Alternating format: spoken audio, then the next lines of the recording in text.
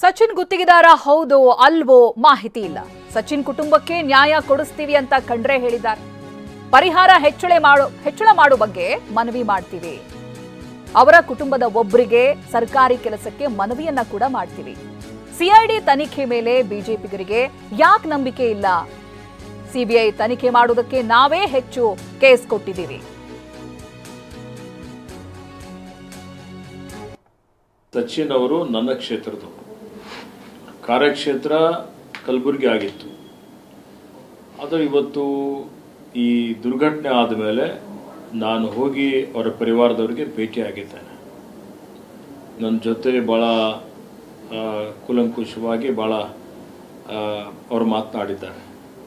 ನಾನು ಅವರಿಗೆ ಭರವಸೆಯನ್ನು ಕೊಟ್ಟಿದ್ದೆ. ಸನ್ಮಾನ ಮುಖ್ಯಮಂತ್ರಿಗಳಿಗೆ ನಾನು ವಿನಂತಿ ಮಾಡಿ, ಗೃಹ ಮಂತ್ರಿಗಳಿಗೆ ವಿನಂತಿ ಮಾಡಿ ಇವತ್ತು ಏನು ಸ್ವತಂತ್ರವಾಗಿ ಸಿಒಡಿ ತನಿಖೆ ಮಾಡಿಸ್ತೇವೆ, ನಿಷ್ಪಕ್ಷಪಾತವಾದಂಥ ಒಂದು ತನಿಖೆ ಆಗ್ತದೆ.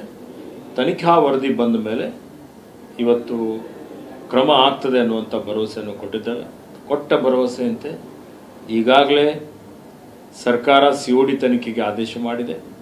ಸಿಒಡಿ ತನಿಖೆ ನಿಷ್ಪಕ್ಷಪಾತವಾಗಿ ನಡೀತಾ ಇದೆ. ದಯವಿಟ್ಟು ಎಲ್ಲರೂ ತನಿಖಾ ವರದಿ ಬರುವವರೆಗೆ ಕಾಯಬೇಕು. ತನಿಖಾ ವರದಿ ಆಧರಿಸಿ ಕಾನೂನು ರೀತಿಯ ಕ್ರಮ ಆಗ್ತದೆ ಅನ್ನುವಂಥ ಭರವಸೆಯನ್ನು ಮತ್ತೊಮ್ಮೆ ತಮ್ಮ ಮುಖಾಂತರ ಪರಿವಾರದವರಿಗೆ ಕೊಡಲಿಕ್ಕೆ ಇಷ್ಟಪಡ್ತೇನೆ. ನೋಡಿ, ಬಿಜೆಪಿಯವರು ಇವತ್ತು ಬರೀ ಅಪಪ್ರಚಾರ ಮಾಡೋದ್ರಲ್ಲಿ ಬಹಳ ನಿಸ್ಸೀಮರಾಗಿದ್ದಾರೆ. ಅವ್ರಿಗೆ ಯಾವುದೇ ವಿಷಯಗಳಿಲ್ಲ. ಇವತ್ತು ಅವರೇನು ಸುಳ್ಳು ಹೇಳುವಂಥದ್ದು, ಮೋಸ ಮಾಡುವಂಥದ್ದು, ಅವ್ರ ಮೇಲೆ ಬ್ರಹ್ಮಾಂಡ ಭ್ರಷ್ಟಾಚಾರಗಳ ಆರೋಪಗಳಿದ್ದಾವೆ, ಅವ್ರ ಮೇಲೆ ಅನೇಕ ಅಕ್ರಮಗಳ ಆರೋಪಗಳಿದ್ದಾವೆ. ಅದ್ರ ಬಗ್ಗೆ ಅವರೇನು ಮಾತಾಡೋದಿಲ್ಲ. ಪ್ರಿಯಾಂಕ್ ಖರ್ಗೆ ಅವ್ರ ಮೇಲೆ ಏನು ಆರೋಪ ಇದೆ? ಏನಾದರೂ ಇವತ್ತು ನಾನು ಅವ್ರ ಪರಿವಾರದವರಿಗೂ ಭೇಟಿ ಮಾಡಿದ್ದೇನೆ. ಇವತ್ತು ಆ ಒಂದು ಮರಣ ಪತ್ರ ಏನಿದೆ ಅದನ್ನು ಓದಿದ್ದೇನೆ. ಅದರಲ್ಲಿ ಪ್ರಿಯಾಂಕ್ ಖರ್ಗೆ ಅವರು ಏನಾದರೂ ಪ್ರಚೋದನೆ ಮಾಡಿದ್ದಾರೆ ಅಂತ ಎಲ್ಲಾದರೂ ಬರೆದಿದೆಯಾ?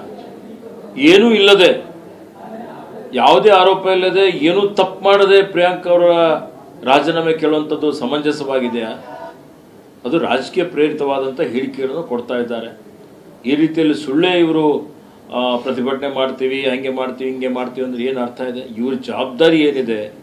ಇವತ್ತು ವಿರೋಧ ಪಕ್ಷದಲ್ಲಿ ಇದ್ದುಕೊಂಡು ಎಲ್ಲಿ ಜನರಿಗೆ ಸಮಸ್ಯೆ ಆಗ್ತಾ ಇದೆ, ಆ ಜವಾಬ್ದಾರಿ ಇದ್ದಂಥದ್ದು ಬಿಟ್ಟು ಬರೀ ರಾಜಕೀಯಕ್ಕೋಸ್ಕರ, ಸ್ವಾರ್ಥಕ್ಕೋಸ್ಕರ ಒಬ್ಬ ವ್ಯಕ್ತಿಯ ಅಂದರೆ ಪ್ರಿಯಾಂಕ್ ಅವರು ಒಳ್ಳೆ ರೀತಿಯಿಂದ ಕೆಲಸ ಮಾಡ್ತಾ ಇದ್ದಾರೆ ಅನ್ನುವಂಥ ಹೊಟ್ಟೆ ಕಿಚ್ಚಿನಿಂದ ಇವತ್ತು ಈ ರೀತಿ ಅವರಿಗೆ ಟಾರ್ಗೆಟ್ ಮಾಡಿ ಏನು ಮಾಡ್ತಾ ಇದ್ದಾರೆ, ಇದು ನಿಜವಾಗಿಯೂ ಖಂಡನಾರ್ಹವಾಗಿದೆ.